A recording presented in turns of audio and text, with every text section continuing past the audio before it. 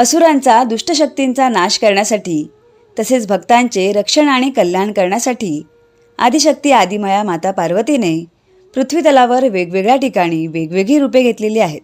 आपला महाराष्ट्र सुद्धा आदिमायेच्या अवतरणाने आणि वास्तव्याने पावन झालेला आहे. महाराष्ट्रात अनेक ठिकाणी मातेची स्वयंभू अशी शक्तिपीठे, मंदिरे आहेत. आदिमाया पार्वतीचं असंच एक रूप अवतरलं होतं महाराष्ट्रातील ठाणे जिल्ह्यातील भिवंडी तालुक्यातील वज्रेश्वरी येथे. नमस्कार, मी अस्मिता जोगळे स्वागत करते आपलं कथाकुंज मराठी या आपल्या मराठी कथा चॅनलवर, जिथे तुम्ही पाहू शकता धार्मिक, ऐतिहासिक आणि प्रेरणादायी अशा मराठी कथा. मित्रमैत्रिणींनो, वज्राची स्त्री म्हणून ओळख असलेल्या लाखो भाविकांची श्रद्धास्थान असलेल्या वज्रेश्वरी आईच्या मंदिराला धार्मिक, पौराणिक महत्त्वासह एक ऐतिहासिक बाजू सुद्धा आहे. पेशवा चिमाजी अप्पा यांनी वज्रेश्वरी मातेला केलेल्या नवसातून ह्या मंदिराची निर्मिती झाल्याचे सांगण्यात येते. एवढेच नव्हे तर गोरक्षनाथ, मच्छिंद्रनाथ यांनी सुद्धा येथे येऊन देवीचं दर्शन घेतल्याचा उल्लेख नवनाथ कथासार या ग्रंथामध्ये आढळतो. कथेच्या आजच्या भागामध्ये आपण वज्रेश्वरी आई इथे का व कशी प्रकट झाली, तसेच तिला वज्रेश्वरी हे नाव कसे पडले याविषयीची एक सुंदर रोमांचक कथा पाहणार आहोत. त्याचबरोबर चिमाजी अप्पांवर देवीची कृपा कशी झाली याविषयी सुद्धा सविस्तर माहिती घेणार आहोत. तेव्हा हा व्हिडिओ शेवटपर्यंत नक्की पहा.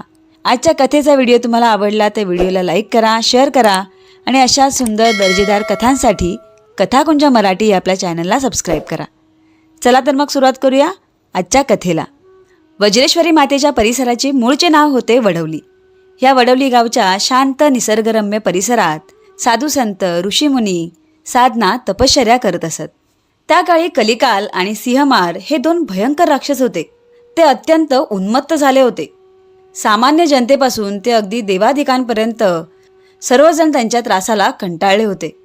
हे उन्मत्त झालेले दैत्य साधू संतांची तपश्चर्या भंग करू लागले, त्यांची यज्ञे मोडू लागले. दैत्यांच्या ह्या त्रासातून सुटका करून घेण्यासाठी सर्व देव आणि ऋषीमुनी शेवटी देवगुरू वशिष्ठांकडे गेले.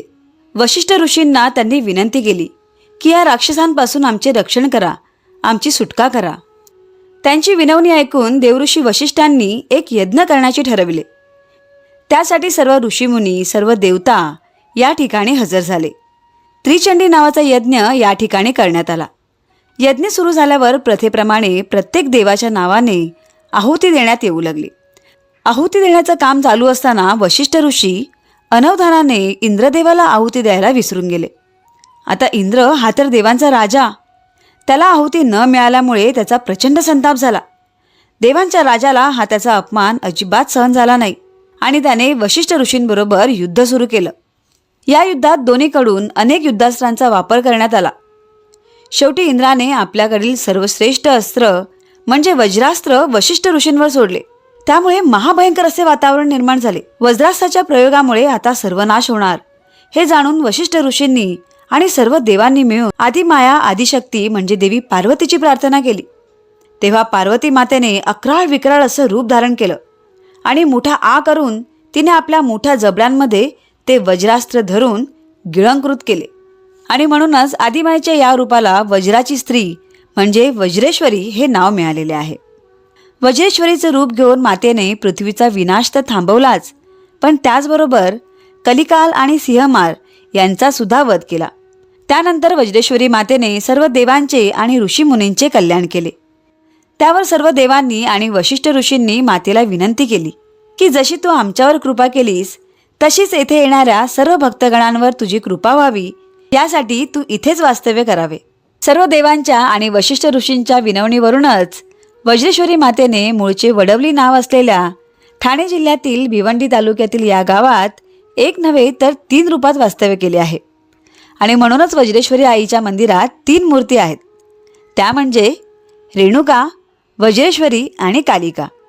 मित्रमैत्रिणींनो, वज्रेश्वरी आईचं हे मंदिर अतिशय पुरातन असून नवनाथ कथासार या ग्रंथाच्या 7व्या अध्यायामध्ये सुद्धा वज्रेश्वरी आईचा उल्लेख सापडतो.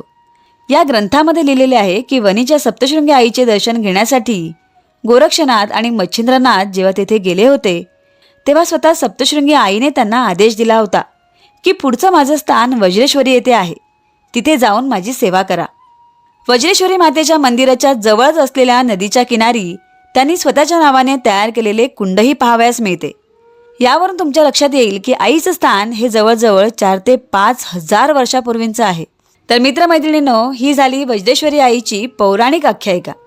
आता आपण पाहूया देवीच्या मंदिराविषयीची ऐतिहासिक कथा. ह्या वडवली गावात देवी प्रकट झाल्यानंतर तिचे मंदिर बांधावे अशी सर्वांचीच इच्छा होती. योगायोगाने वडवली येथून जवळच वसईचा किल्ला होता. हा वसईचा किल्ला त्यावेळी पोर्तुगीजांच्या तावडीमध्ये होता. तो मिळवण्यासाठी मराठ्यांकडून अनेक शर्तीचे प्रयत्न केले जात होते, पण काही केल्या प्रत्येक वेळी अपयशच पदरी पडत होते.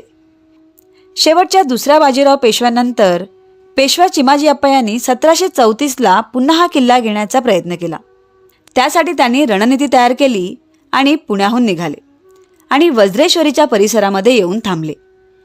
या परिसरात आल्यावर वज्रेश्वरी आईबद्दल त्यांच्या ऐकण्यात आले.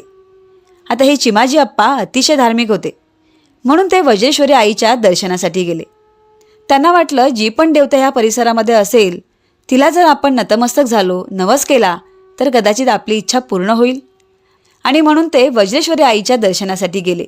तेथे नतमस्तक झाले आणि अतिशय श्रद्धापूर्वक त्यांनी तिला नवस केला की जर वसईचा किल्ला मी जिंकला तर जसा किल्ला आहे तसं मंदिर बांधण्याचा मी प्रयत्न करेन. आता आश्चर्याची गोष्ट म्हणजे हा नवस केल्यानंतर त्यांना रात्री स्वप्नामध्ये दृष्टांत झाला आणि देवीने त्यांना सांगितलं की किल्ल्याच्या समोर गेल्यानंतर कबुतरांचा थवा ज्या बाजूने उडेल त्या बाजूने आक्रमण कर, म्हणजे तुला यश नक्कीच मिळेल. स्वप्नामध्ये चिमाजी अप्पांना जसा संकेत मिळाला होता त्याप्रमाणे त्यांनी किल्ल्यावर आक्रमण करण्याची योजना आखली. कबुतरांचा थवा ज्या बाजूने उडाला होता त्या बाजूने किल्ल्यावर आक्रमण करण्याचे आदेश त्यांनी आपल्या सैन्याला दिले. आणि आश्चर्याची गोष्ट म्हणजे जिथून आक्रमण करून ते आत गेले तिथेच त्यांना पोर्तुगीजांचा सर्व दारुगोळा, तोफखाना सापडला. तो सर्व नष्ट करून चिमाजी अप्पांनी पोर्तुगीजांना प्रतिकार करण्याची संधीच दिली नाही आणि त्यामुळे वसईचा किल्ला त्यांना अगदी सहजासहजी जिंकता आला. तर अशा प्रकारे आई वज्रेश्वरीने चिमाजी अप्पांवर कृपा केली. मग चिमाजी अप्पांनी प्रथम वसईच्या किल्ल्यामध्ये आईचं मंदिर बांधून आपला नवस पूर्ण केला. त्यानंतर ज्या ठिकाणी त्यांना साक्षात्कार झाला होता त्या ठिकाणी वज्रेश्वरी आईचं भव्य दिव्य मंदिर चिमाजी अप्पांनी 1738 साली बांधले. परंतु या मंदिराचे बांधकाम सुरू असताना चिमाजी अप्पांचं निधन झालं. पण पुढच्या पेशवाईच्या सरदारांनी ते मंदिर पूर्णत्वास नेल्याचा उल्लेख पेशव्यांच्या बखरीमध्ये सापडतो. चिमाजी अप्पांना पहिल्यांदा देवीचा आशीर्वाद लाभल्यामुळे पुढे या ऐतिहासिक घटनेवरूनच देवीला नवस बोलण्याची प्रथा परंपरा सुरू झाली. मित्रमैत्रिणींनो, वज्रेश्वरी आईच्या मंदिराचं आणखी एक वैशिष्ट्य म्हणजे या देवीकडे ना सुपारी लावणं, कळी लावणं किंवा इतर कोणत्याही प्रकारच्या अंधश्रद्धा पोचणाऱ्या गोष्टी केल्या जात नाहीत.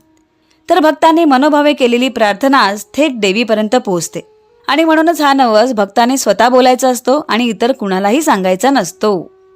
तर अशी वज्रेश्वरी माता मनापासून श्रद्धापूर्वक केलेल्या नवसाला पावते आणि भक्तांचा उद्धार करते. तर मित्रमैत्रिणींनो, वज्रेश्वरी मातेच्या मंदिराची ही ऐतिहासिक धार्मिक माहिती तुम्हाला नक्कीच आवडली असेल.